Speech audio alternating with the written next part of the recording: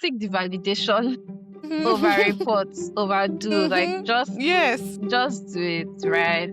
Yeah. Because for me, I would say that the consequences kind of just like they should trump like the feeling, right? Yeah. Yeah, it's just do the thing.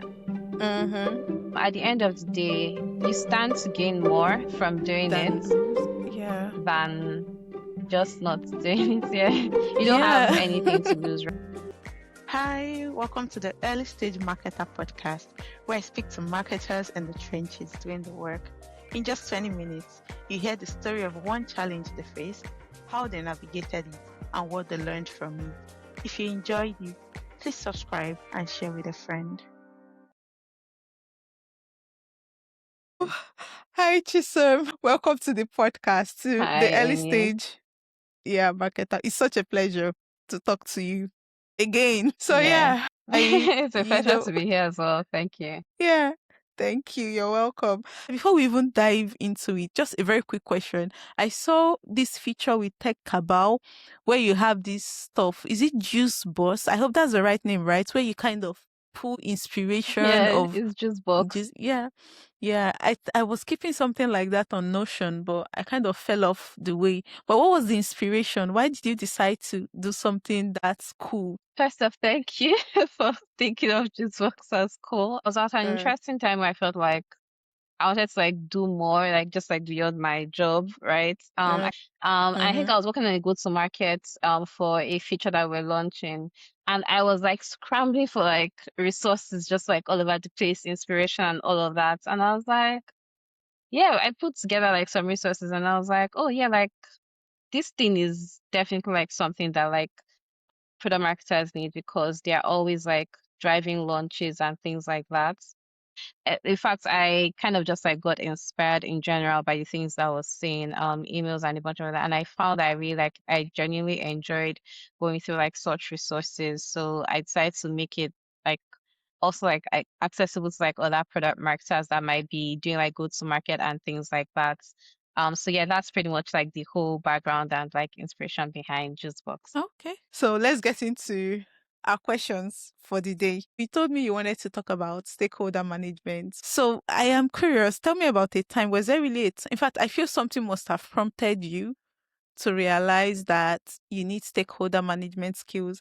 So my question is about a time when you were doing a solid work as a product marketing manager, but it wasn't visible to your stakeholders or to the people who mattered. So what was happening? I like to call it the wake up call. So what was this wake up call that showed you that you need to build stakeholder management skills? And did it cost you anything? What did it cost you, if any? Okay. So I would say that like PMMs, like product marketing managers, product marketers, do a lot of work actually. A lot of like in some cases invisible work or work that might not be the most obvious because I think the first thing is that the role is seen a whole as more commercial, right? But I discovered at the time that there was an opportunity for like more strategic work. For the marketers could be like more strategic. The role was even like a whole lot more strategic than it's usually like seen at face value, right? And yeah, like at the company that I was at, it was a startup at the time. There was no knowledge of like our ICPs, right? It kind of felt like we're walking blind. And I saw the opportunity to just like make that bit like just to I guess bridge that gap and that knowledge gap and all of that. Because it was not only going to help me as the PMM on the team, but also like the sales team, the product team as they were building.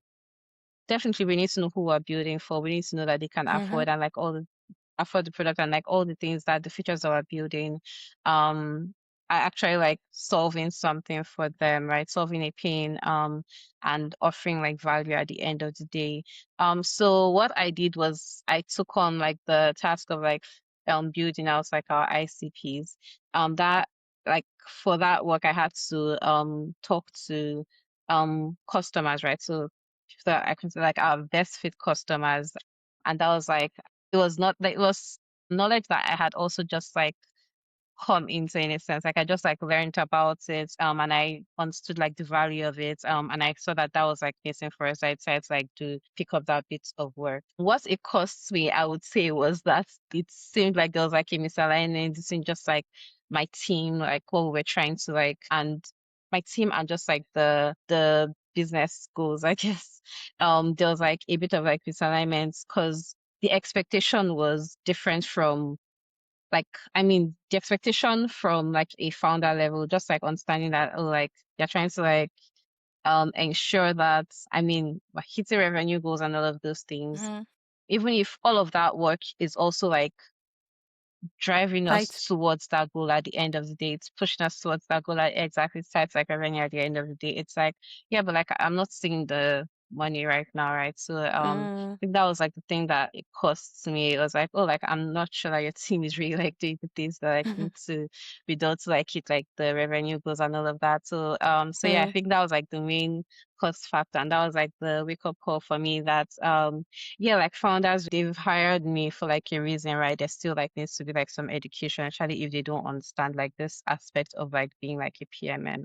Yeah, I love this answer. So in essence, it's like the way I'm interpreting it is it's almost like maybe you were hired and people thought, oh, all we brought her in for is to do launches. Think of campaigns, launches, and they Yeah, don't know that exactly. what actually Exactly. drives these launches is this whole work around ICPs.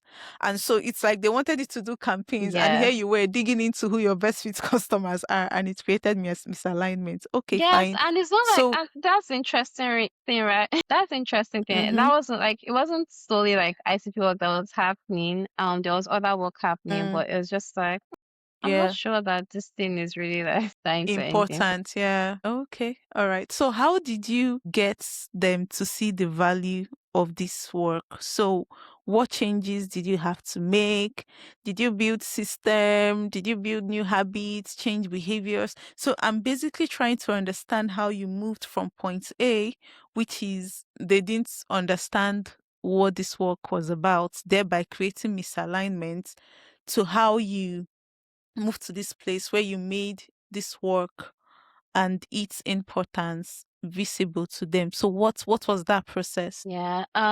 Yeah. Something else just to go back a bit on like the Mm. what it cost me was just like I guess the doubt as well that Yeah. that my team now had to like face just on like capabilities and some other things. Mm-hmm. So yeah, forgot Yeah. to like touch on that. Okay. So like, it was more I think the doubts than like the alignments bits. But yeah, to answer Mm. your question, systems and just things I put in place, just like taking from like my experience, right, and how I Mm. was able to approach that at the time, even as um a PMM that was pretty much like new in the role and Mm-hmm. like was Yeah. pretty like yeah, I was pretty young as if like when I experienced this. But Mm. yeah, like some I think some changes. So like I'll touch on three specific changes or Okay. just like things that I did. So at the time, right, I just like observed how like the product team would work, right?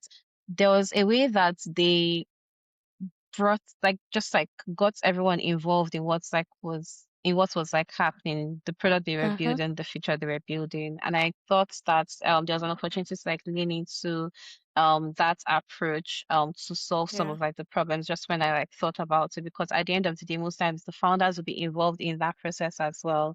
And one thing I picked from them was, for example, documentation, right? It wasn't something that I was familiar with at the time. Yeah. Again, I was like young, new, and I didn't have like that management. Yeah. So documentation was like the first thing. The product manager still like documents, like there's like a whole lot of documentation around like the stuff that they're going to build.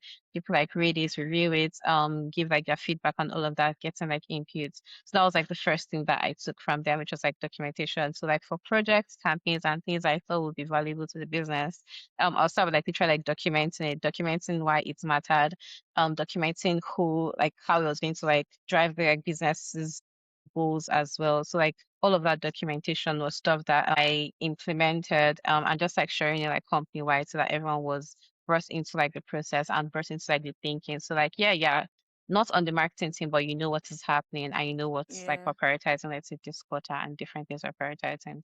I think the second bit was seeking alignment, right? And I talked about alignment before, but now seeking alignment, right? Alignment in this case is pretty much ensuring that like whatever the marketing team was doing tied at the end of the day to like the business goals. I mean, like figuring out your ICP and just like other things like is good. And yeah, like you already know like go-to-market campaigns is like part of the PMM role, but like what matters is it actually like how does it contribute to like the business's goals, right? So just ensuring that there's some level of like alignment. And I'm going Mhm. to, I guess, pick from so like I'm doing like my CIM and stuff that Yeah. I've learned recently is what we call cascading objectives, right? So that's pretty much like how the alignments like comes into place. So it's like there's like specific like objectives or goals that the company is trying to like hit.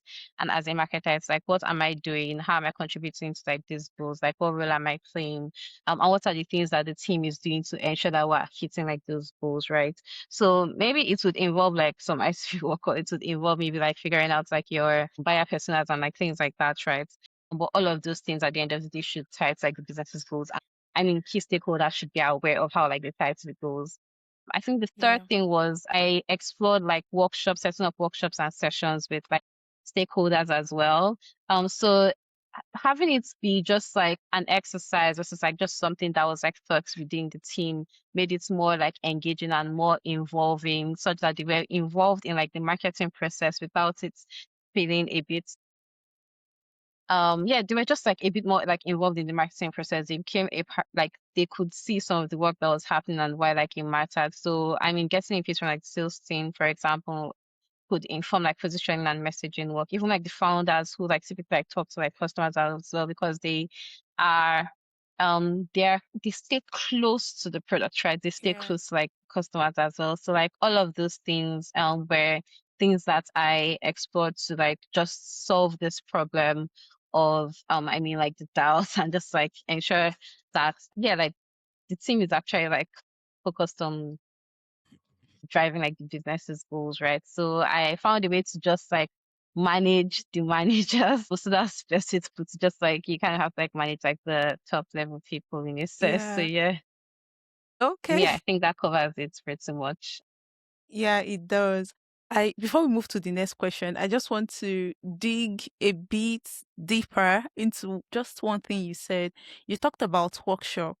So if someone wants to Yeah. host a workshop for stakeholders just with the with the same objective in mind, what tips, what advice would you give them to help them host their first successful workshop? That's a good question because all things considered it can be very like it can be difficult to bring people together, especially when they're like more like senior level, right?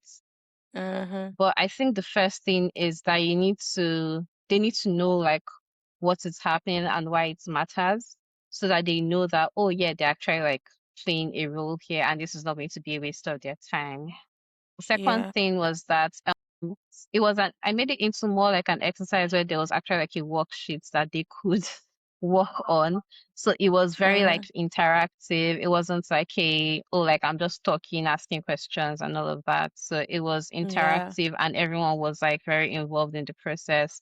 And at the end of the day, like sharing like the outcome of that session, right? So like they could see like Uh-huh. how yeah, like the session really like was important, it was valuable, it was useful. And they can see like the insights that were gotten from like the insights discovered from just like that session and how Yeah. it's like plays out in like real life, how we apply it on the marketing side, on like the sales side and like all of those things. So yeah, like those were like the I think for workshops and of course, finding a time that works for everybody that also doesn't feel like it's just like eating into their time.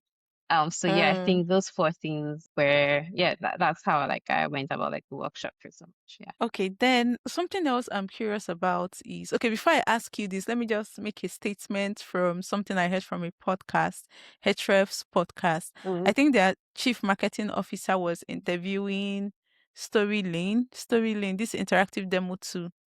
was interviewing their chief Mm. marketing officer, and he said something striking. He said marketers have the worst case of lack of confidence. I don't know if I phrased this correctly, but he was trying to say a lot of marketers tend to have this thing where they don't have confidence around their work.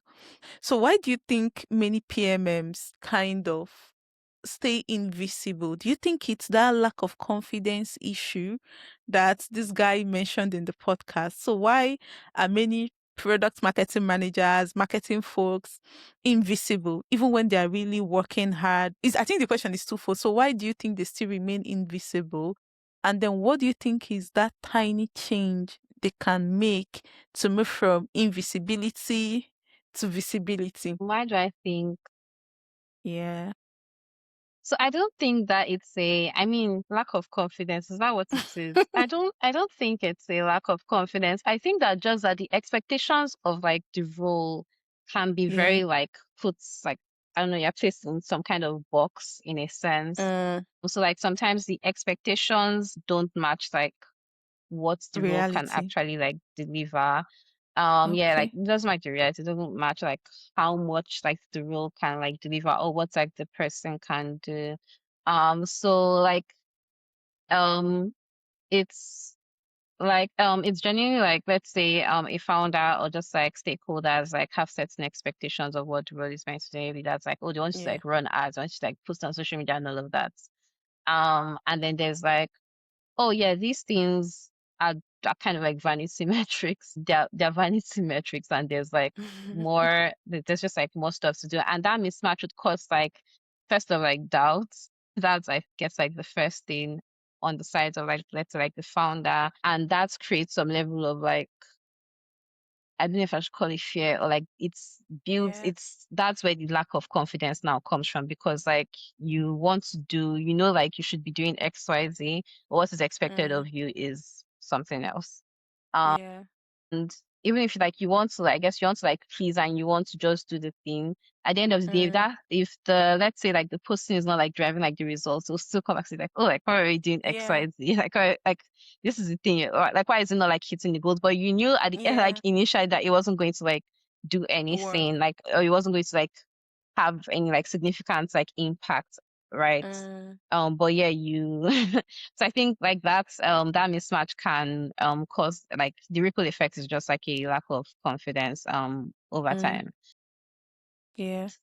Um I think there's also like in a yeah, there's also the bits of some, it can sometimes be a personality thing when it comes to like being invisible. Sometimes people can tend to like just like be a bit like more introverted and feel like, oh, I'm already doing the work. I don't necessarily need to like show myself so much and Mm, all of that. yeah. But yeah, like the steps, you asked me about steps, right? Yeah, I did. Did you Tiny ask step. Little steps, step. small steps? Yeah. Baby steps. Mm-hmm. Just having just sharing with the company. Maybe like, I mean, something that we do at my company at the moment is when there's like a launch, you kind of just like share it, like share it on the general channel. It's a small thing, but like letting everybody know that, oh, Mm, like we just went live with this thing. And then just like if there's like new insights, I mean, as a PM, you kind of have to like observe the industry and yeah. observe, let's say, competitors, and yeah, just like all Mm, of those things that you discover, you can like share it on, let's say, like a yeah. channel, so people can also, I mean, whatever knowledge it is Mm, that you're getting, they can also like take from that knowledge, like they can just like see how you're, yeah, paying attention to like the industry, the market, and all of those things. mm, So yeah, I think those are like small steps. Yeah. yeah. I Yeah, like to that. not be hidden, to not be invisible as a PMM. Yeah, I like the last thing you said, because when you talked about sharing lunches, my first thought was, oh, what if you're not launching anything this month? What do you do? But I liked what you said about sharing insights. And let me just add my 1 cent or 2 cents to that. So if you're wondering, oh, how can I keep abreast of all the insights? You can just use AI. So what I do is, then I used Zapier. Then is actually like last year, but now I'm trying to explore Mm, ChatGPT agents here to just build this insight agent that for me it was twofold: monitor all the conversations our ICPs were having in subreddits that are focused around what we deliver, and then I push it to my Slack or to my email, and then if I find anything really interesting, I just screenshot the conversation, share to the general Slack channel, and add my own. I don't just show them, I kind of try to interpret it and synthesize it. So it's just like a build up, just trying Yeah. to contribute and expand on what you said. Okay, that's fine. Then how do you, Yeah. yeah. That's very valuable. I'm going to actually like take from that as well. Mm-hmm. Like, yeah, because I think for me it was more like setting up like Google Trends with like Alert. keywords. Yeah. But yeah, like Yes. using yeah, that makes a lot of sense. Yeah. Yeah, it does. Then let me come back to what you said about personalities, right? So if, and I think, okay, yeah, let me not talk too much. Let me come back to what you said about personality. So if someone who is a bit on the introverted side, or who is a bit of an introvert wants to do this, and then they're worried, oh, won't I come across as needy, performative? Or like I'm trying to seek approval or validation. So how can they just navigate this line between healthy visibility and over-reporting that wastes everybody's time or makes you seem as though you're overly seeking approval or validation? Or does it even matter? Do you even think Yeah. this should matter at all? Yeah, honestly, I would say that if you ask me, yeah, like stick the validation. I can't believe I'm the one saying this, right? Yeah. But like stick the validation, over reports, overdo, like Mm-hmm. Yes. just do it, right? Yeah.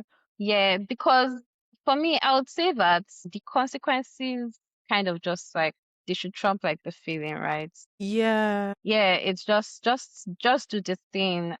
Mm-hmm.